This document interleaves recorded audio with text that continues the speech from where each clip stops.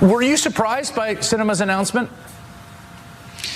Not really. I thought she was going to do this eventually. Look, she claims to be independent. That's not the case. The case is that she can't win a primary against me, and this is her only option. And more importantly, she really has just abandoned the values of Arizona. And her being independent has nothing to do with the values of Arizona. It just means that she has an easier time to run, and she could go and talk to her friends in Wall Street and the pharma companies. But at the end of the day, she long ago abandoned Arizona when it comes to representing their values.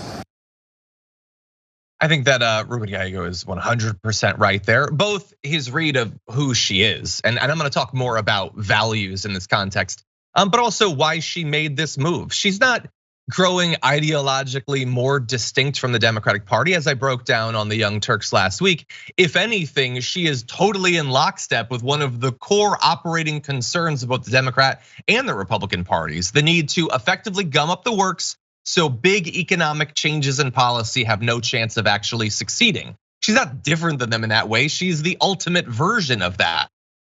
But she does need to stay in office, and I agree with Ruben Gallego. I don't think that she could have won a primary against him. It's a far more interesting maybe question now going forward, what effect she'll have as a third party candidate, and we'll return to that in just a moment. But I want to talk about values, because I care about values. My work as a political psychologist in grad school was about the formation and development of political values and value systems.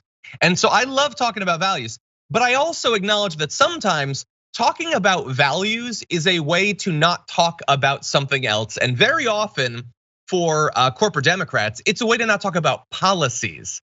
And that's actually a point that Representative Alexandria Ocasio-Cortez made in her initial response to Sinema's announcement. I want to read that for you because we didn't actually get to it last week. She said, not once in this long soliloquy does Sinema offer a single concrete value or policy she believes in. She lays out no goals for Arizonans, no vision, no commitments.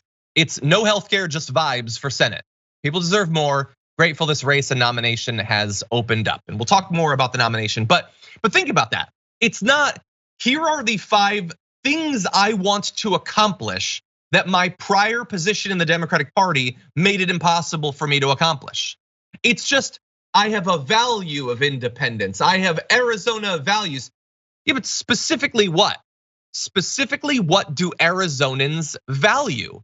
It's not actually impossible to figure that out. You can take a look at the promises you made when you were originally getting elected. Or if you don't want to go back that far, you can take a look at the actual values that were on display in Arizona elections in the midterms.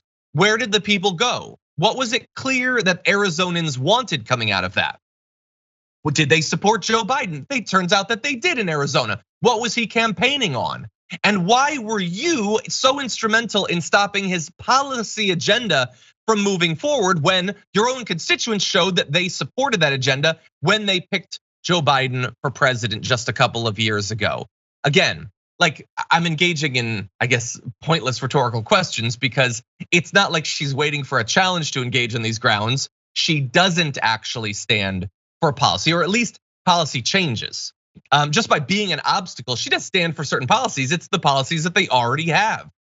She is there to keep the tax rate as low as it is, to keep corporate taxes especially as low as they are, to maintain the tax loopholes that have been enshrined into law over the past decade. That is a policy position, but they sort of get it for free, these corporate Democrats, because they just have to stop anything from happening. They don't have to advocate for something. They don't have to organize and rally support to get something passed.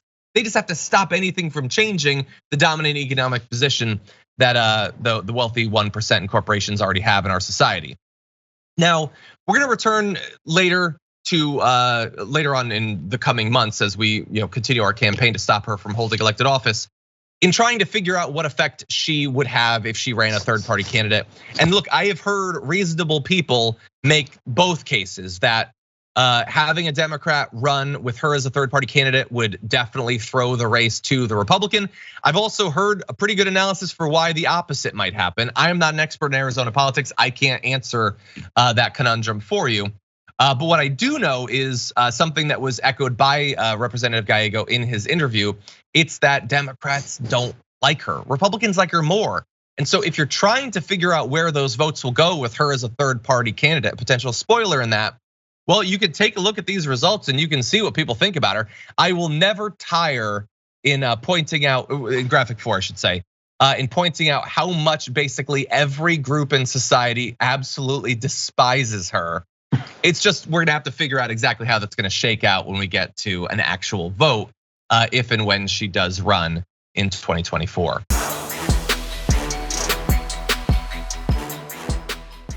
Check out the Damage Report podcast each day, wherever you get your podcasts, whether Pocket Casts or Stitcher or iTunes.